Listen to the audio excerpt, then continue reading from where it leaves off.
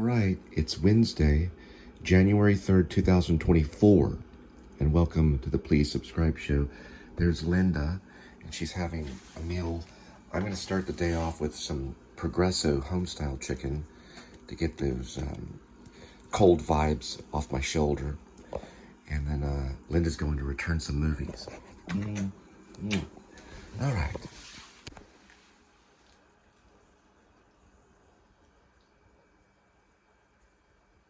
I forgot to mention that this Progresso has pearl pasta. So I thought it was rice, but we're going to try the pearl pasta. That looks like couscous. Let's see. Oh, yeah, look. Oh, I love that stuff.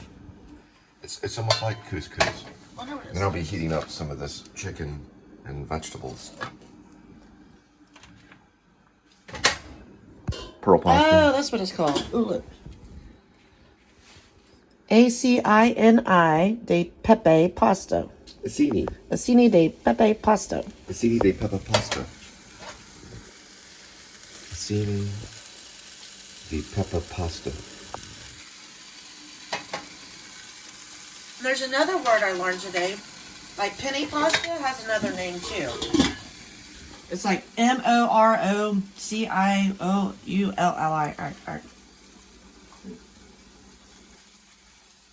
It was some recipe I looked up, and somebody was going to make Marasacula pasta, but they ended up making manicotti. And then they said Marasacula pasta is same as panini pasta. Almost. So one is smooth, one's rigid. You know what penny pasta is, right? It's tube shaped like that, and then it's kind of slanted on the top. All right, gotta go. Bye, y'all. Bye, y'all.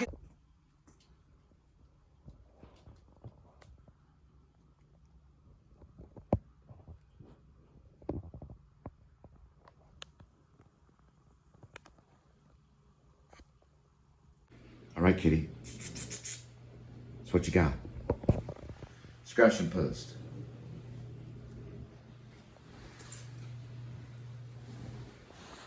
Two-level cat condo. A whale shark tunnel. You can play on that with glee. Got it? Stick to those things and you'll be fine. All right. Have a good one.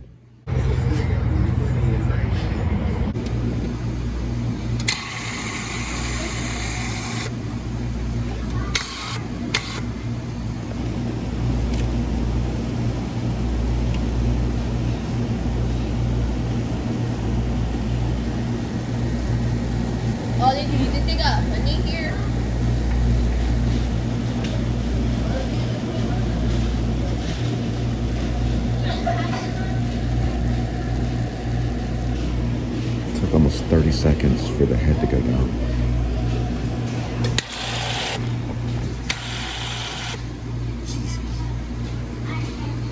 So that's 7-Eleven right next to the Kia.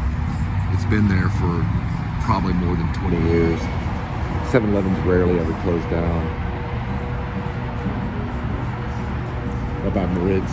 All right, we're dealing with 55 degrees Fahrenheit.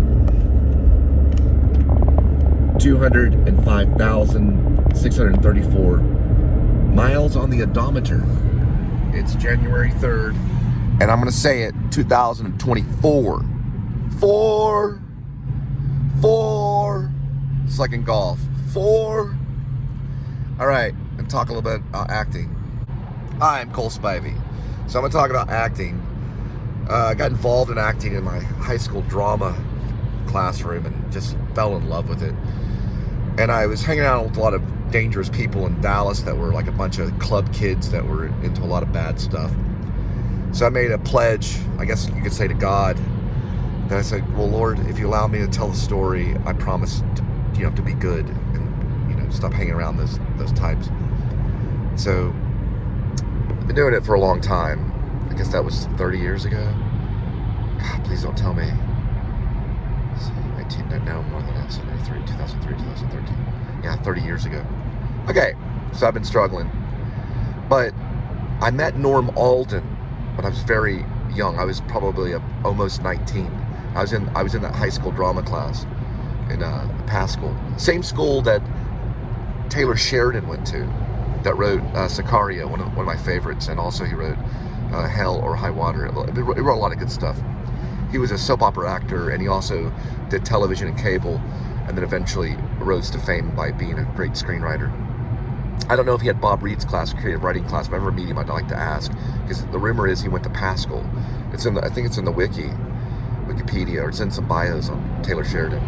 But I met Norm Alden, nevertheless, and he was there at a drama room, and we were like, who is this guy? He was in Back to the Future.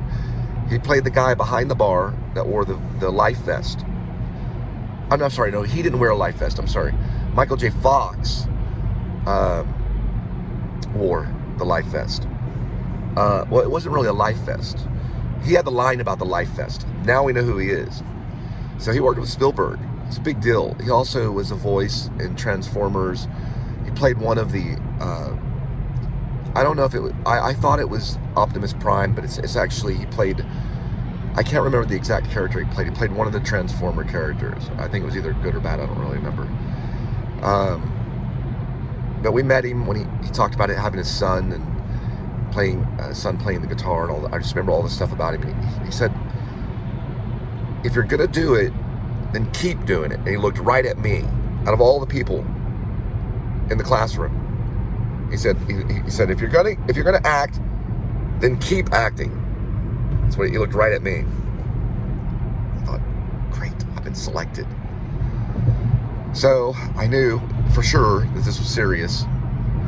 Can't back down, you know. So I listened to him very intently, closely to every word he said. And he had these things that he would do. He was kind of an over-the-shoulder character. He was an over-shoulder actor. You would see him in the background, or you'd see him as like the second guy, and you know, sometimes the supporting actor. He was always the guy kind of getting the work and doing what he needed to do. So he had these games he would play whenever he was, you know, a downtime, you know, when he was waiting to get roles and stuff. So one of them was a memorization thing. He would memorize songs. He said, well, memorize songs. You can memorize the lyrics to songs. Memorize something. And so I decided, since I've been memorizing songs, I decided to memorize the books of the Bible. So there's 39 Old Testament books, and then there's 27 new ones. So I'm gonna get through as much as I can. I think I'm at the book. It's called Tobit, T-O-B-I-T. If you have any comments that you would like to make about that book, let me know, please. Because some of these books I've actually studied. I heard a bell ringing. I don't know if the ice cream truck would be on the highway. I heard a bell ringing, I don't know. Anyway, so here we go. We're gonna go with the books of the Bible, all the way to Tobit, and I'm trying to get to all 39, and then we'll move on to the New Testament. All right, here we go, books of the Bible, here we go. Genesis, Exodus, Leviticus, Numbers, Deuteronomy, Joshua, Judges, Ruth, 1 Samuel, 2 Samuel, 1 Kings, 2 Kings, 1 Chronicles, 2 Chronicles, Ezra, Nehemiah, and then Tobit. I think it's T-O-B-I-T. That's where I'm at right now. All right, thanks a lot. Now, just to let you guys know, I'm still studying it, but I did also study the Bible, and they're written in that order for a certain reason. It's not the exact correct order, but it's the order King James kind of put it in there, and that's the way that we keep it. So, you know, I'm trying to go in order, so I am going to continue it tomorrow, and hopefully get through going all from Tobit, and then Judith, and then Esdra, and then continuing on, maybe 5 or 6 at a time. And that's how I memorize. I just wanted to memorize, or I just want to show you some of my memorization techniques. And I call it root. So you go from the beginning, and then you go to the end. You start from the beginning, so Genesis, and then you just go to the end. But every time you start, you always start from the beginning, and then you go to the end. That's called root, or some people call it route memory. And I've done almost every single play. I've done about 50 plays. I've done them all almost exactly the same. Because in theater, you have to know it like second nature. I mean, it's how occasions do inform against me and spur my dull revenge. What is a man of his chief good and market of his time be put to sleep and feed? It's got to be there, just like you cannot do Shakespeare without doing that. If someone can, then please introduce yourself to me, because I know it has to be done that way. It's called route memory, and that's what we're focusing on up to the left as well. There's the equestrian multipurpose building. If you have a horse, bring it to Fort Worth. You want to show off your horses in Fort Worth. Once it's coming up in March, Seussical the Musical, February. Don't miss it. Definitely don't miss once. I actually may vlog that one. We might get to go to that one. That's going to be in March. It's a really good one. The guy from Dublin wrote some of the music. I know his first name starts with an N.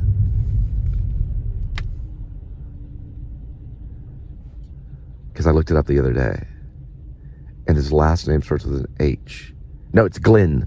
Glenn Hansard, sorry. Thought it was an N, it's a G. Glenn Hansard is one of the writers.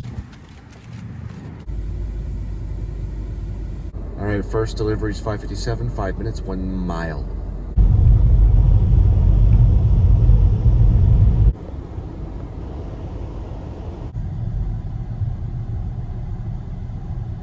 In a country where they turn back time.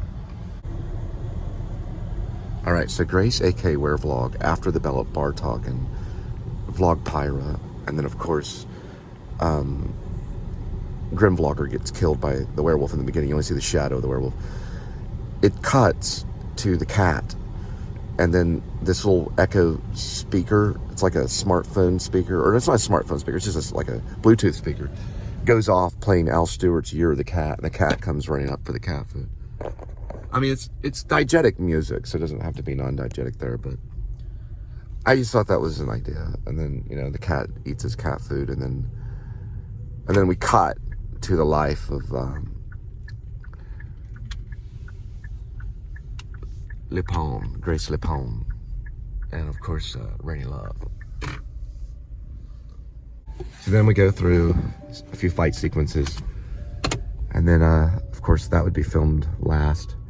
Then we go 10 years into the future.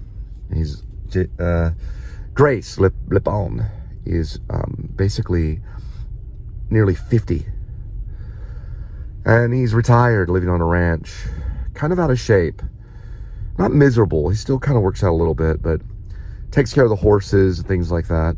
And Ray Love, who once tried to make it into the rock and roll scene as a female rock band, she is also kind of hanging back selling Bill Jack dog food. There's sightings, not sightings, but weird mutilations going on, in Barksville, Texas, his fictional place in Texas. And then eventually, from watching the fights, a past fight, of course, get the attention of Gerald Ullman III, because what they're watching is probably an older fight of Grace Lipone. And he sees the tattoo, and he realizes that tattoo makes that man a werewolf, according to the Gypsy Curse.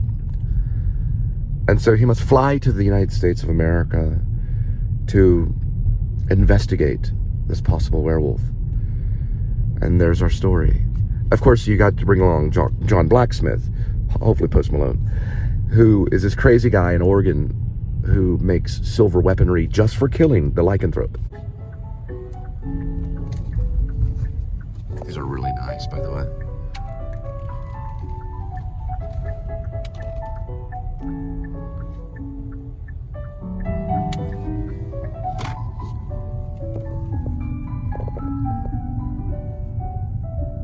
That's the East Tower.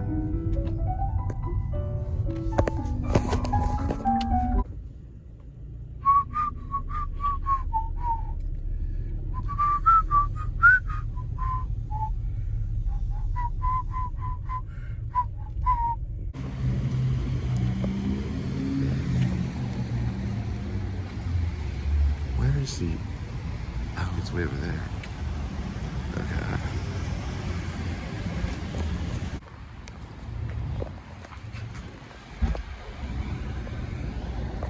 Oh, I would love to offer it to you. I love that horse.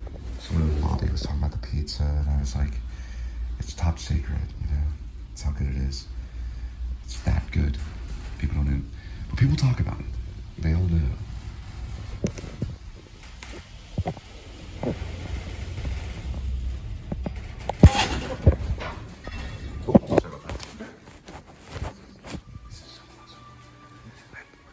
Commercial music playing. Okay. Wait a minute, I'm on the wrong floor.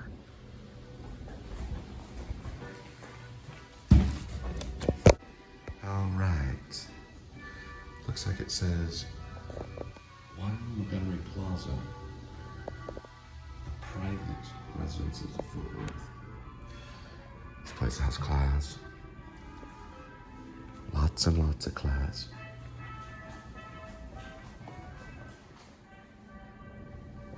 Love it. I love this kind of stuff. It's just the greatest stuff ever.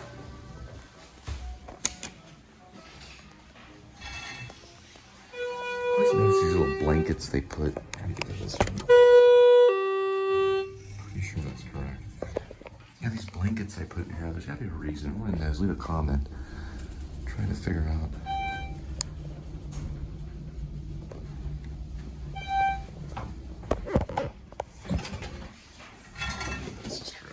This looks familiar. So here's the Montgomery under progress right here. You can see the production done. But that's probably early. Look at the cars. They're all the way from Texas. Look at that. Isn't that amazing?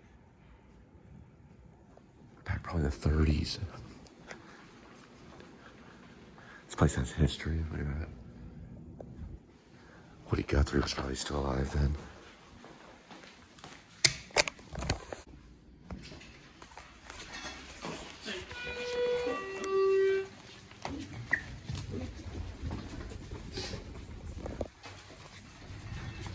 Dogs are welcome. So we have good news on dogs. Good thing. You want to make sure, you know, it's like a place that would be cats only. That would be weird.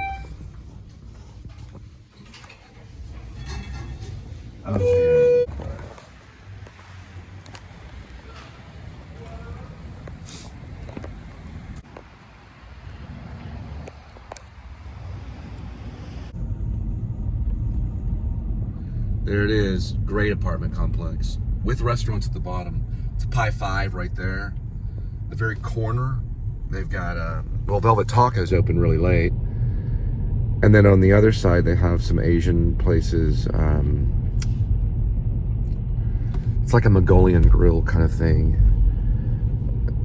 Linda worked there for a little while. Not at that particular one, but that was one of the corporate offices. And of course, you're serious right here on the pizza, thin slice hot. And then they've got this little ramen place that looks really good. And then a whole strip of restaurants right down there. Pretty good. Next delivery, 6:37, 3 minutes, 1.2 miles.